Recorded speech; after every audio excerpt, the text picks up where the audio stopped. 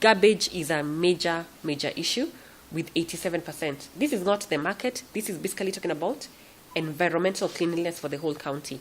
Those who are dissatisfied say that there's too much garbage or litter and then poor drainage.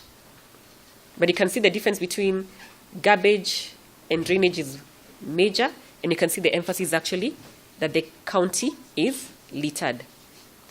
If you look at the sewerage systems, you see Nairobians saying that the sewers are blocked, and perhaps they also attribute this that there was poor planning when they were planning the sewerage systems. Let's go to water. And water, you can see the overall score was 43%. 56% are concerned about the water rationing, and there's been a discussion about all these things that are happening. It's raining, but there's water rationing. Then over and above that, people feel that water coming from the taps is not clean by 47%.